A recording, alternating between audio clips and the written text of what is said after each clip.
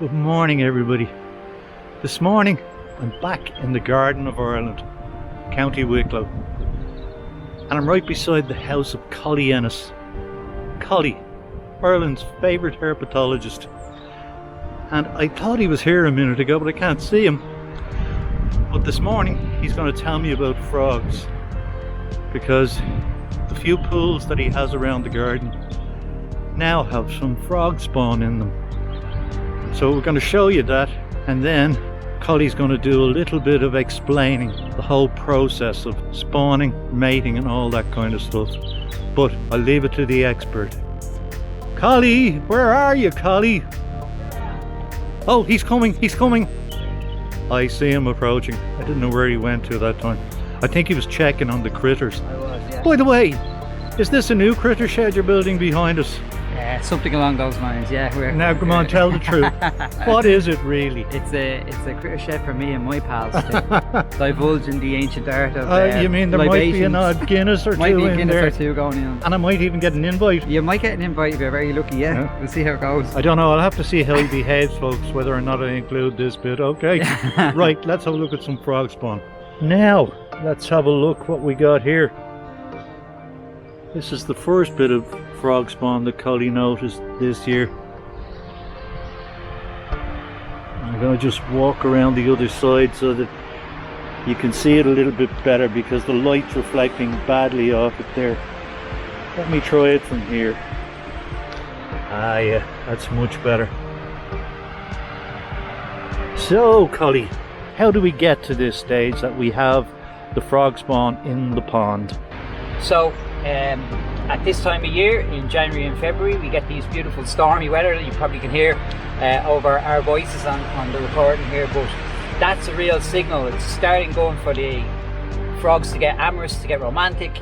The males move down to the water bodies that have been formed by the storms, and they start calling the females, and they'll arrive anything to a couple of days to a couple of weeks later, and then they engage in this tussle with the males. Will fight for the females. One of them will grab onto her back and hold on really tight, and then he'll give her a kind of a jockey's kick, and she'll release all the eggs and he'll fertilise them as they happen, and then you get this magical substance that we know as frog spawn in Ireland. And it's one of those real signs of spring, and since I was a little kid I really look forward to it every year, and I get very buzz off it. And it's been really interesting because I dug a lot of ponds around the property when we moved in, and I found that the larger, bigger ponds aren't as successful in attracting the frogs. They still have frogs in them, but these smaller ones are doing much better, and that's because our frogs like these kind of ephemeral ponds, these semi-permanent ponds that tend to dry out over the summer. And that's because when a pond dries out, all the predators, fish, beetle, larvae, everything that would kill tadpoles tends to get wiped out for the following year.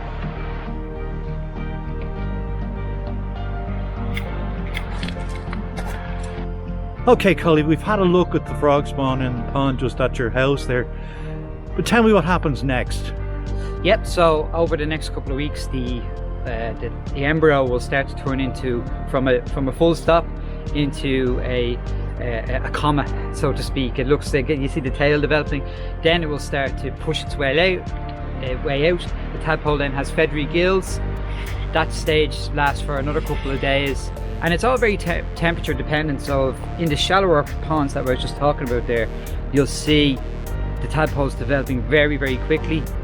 So after that comma stage, they'll push their way out through the egg. The tadpoles will have feathery gills then. They kind of just rest there, and they have a yolk sac that they can absorb some nutrients from. They just rest and kind of gather their strength. And then they'll lose the feathery gills and develop proper swimming gills, and kind of like a fish. And then they'll start swimming off in the water, and it's all very temperature dependent. So the shallower ponds, because they'll get warmer quicker, the tadpoles develop faster, and the deeper ponds, the tadpoles will develop slower and may even overwinter in them. So it's a real interesting survival tactic of the frogs to lay in all these different areas, different habitats, just to give their young a really good chance of making it. Now, with all that frog spawn that we've just looked at, Collie, how many frogs will develop from that? Yeah, so it's a numbers game with frogs. They They lay a lot of eggs because a lot of them get eaten from the tadpole stage to the young adult stage, the froglet stage into the adult stage. They all are eaten by everything above them. So you have foxes, badgers, everything will munch on a tadpole or a frog. And in the tadpole stage you have dragonfly larvae, fish, everything that can chew on them will. So that's why they lay so many eggs. And out of a massive clump spawn with 1,000 eggs in it, you might get 1 or 2 surviving to adulthood to reproduce. So it really is. That's why they spawn so much, and just to basically replace themselves and try and expand their territories. So how many tadpoles would you expect from that bunch that we just looked at? I would hope, because it's a nice shallow pond, and I will be helping them along a little bit by removing any predators I find in it to a different water body. I'd hope that will be a successful pond, because I just want to build up the numbers around here. Obviously there were frogs here already, but now that there's ponds here, it should encourage more in, and they'll be helping me out with my vegetable garden, which is a big deal for me, and I'll be helping them out hopefully with give them a new home to live in. So when then, I know the kids will be particularly interested in this, when will we see full-grown frogs? Probably, I would say, in the middle of the summer to September. Those are the months where you start seeing, not full-grown frogs, but miniature frogs coming out of the water. You want to see full-grown frogs, so the ideal time is on a warm, wet night, over the summer. You'll see the big adult frogs out munching and chewing on the slugs and the worms that come out with the rain. So yeah, that's the ideal time to see them. Okay, Collie, another question. How many species of frogs do we have in Ireland, or is it just the one? Just the one.